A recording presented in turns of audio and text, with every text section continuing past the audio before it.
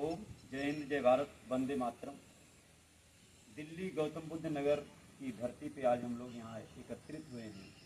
जो संतों की टीम है हमारे बीच में प्रणव स्वामी जी एवं हमारे आचार्य जी शास्त्री जी महाराज जी एवं हमारे मनोदेवाचार्य जी, इन सभी लोगों की टीम जो यहाँ इकट्ठा हुई है, इसका मूल तात्पर्य है अपने संस्कृति को जागृति करना।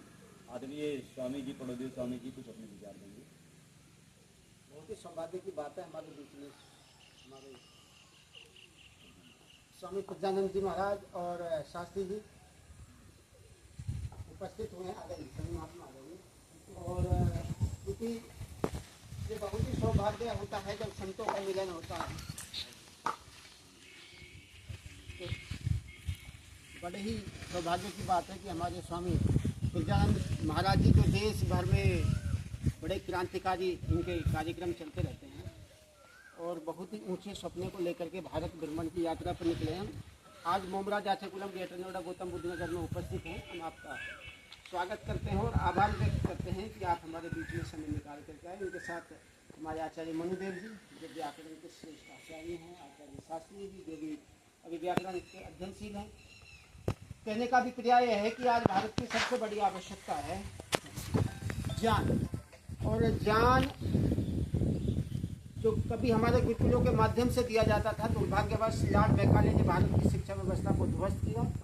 उन्हें भारत की इस शिक्षा व्यवस्था के जीर्णोद्धार के लिए, पुनर्स्थापना के लिए हम सभी प्रयासरत हैं और निवेदन करते हैं कि आप सब लोग भी इस भारतीय संस्कृति की पुनर्स्थापना में अपना योगदान दीजिए। हमारे आगामी कार्यक्रम आपके सामने उपस्थित होंगे, आप उनमें हमारा सहयोग कर सकते हैं। मैं स्वामी जी से निवेदन करूँगा कि वो अपने आशीर्वचनों से हमें अनुग्रहित करें। हमारे बीच में परम पूज्य श्रद्धेय स्वामी जी ने लॉर्ड मैकाले के विषय में, अपनी भारतीय शिक्षा के विषय में विचार दिया। हमारे बीच में व्याकरणाचार्य परम पूज्य स्वामी जी हैं। स्वामी जी अपने कुछ विचार संक्षिप्त रूप में देंगे। आज यहाँ सहसा ग्राम में मोम राजाचार्य कुलम में हमारे बीच में श्रद्धेय स्वामी प्रज्ञानंद जी महाराज का दर्शन हमको लाभ हुआ और हमारे बीच में पूज्य पाद स्वामी प्राणदेव जी महाराज और हमारे आचार्य मनुदेव जी महाराज हमारे बीच में हैं।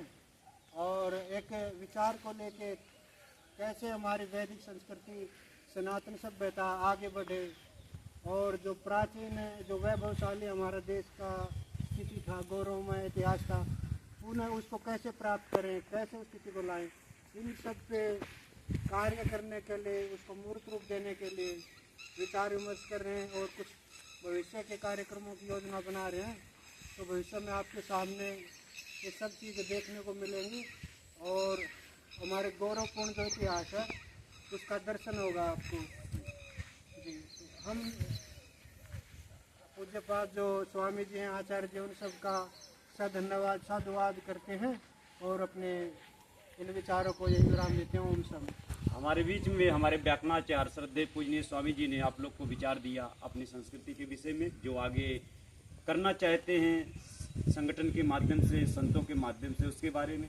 अब आचार्य श्री मनोदेव जी जो एक व्याकरणाचार्य भी हैं और एक कथावाचक भी हैं, समाज के विषय में सोशल वर्क करते रहते हैं, कुछ अपने विचारों संक्षिप्त में देंगे। ओम नमस्ते जी।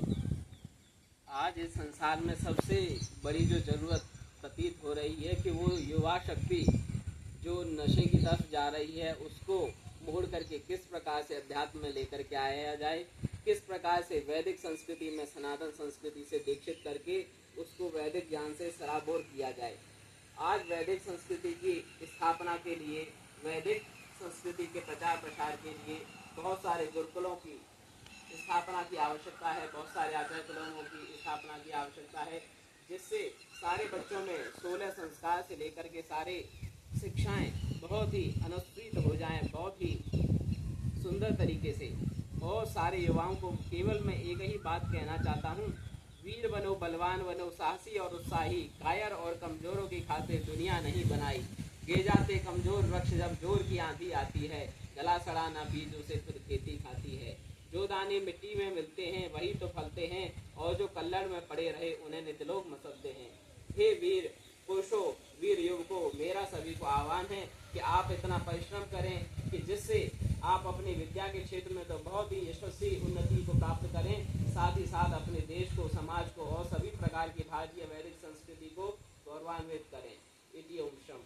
यहाँ पर आचार्य श्री ने अपने प्रवचन को बहुत संक्षिप्त शब्दों में दिया और उनका मूल कहने का तात्पर्य है जो हमारी वैदिक संस्कृति है, ऋषि संस्कृति है, जो 16 संस्कार है, इसके माध्यम से हमारे भारतवर्ष को एक बार पुनः दिशा दिया जाए। इसी के साथ मैं अपनी वाणी को विराम देता हूँ। जय हिंद, जय भारत, वंदे मातरम, ओम शांति।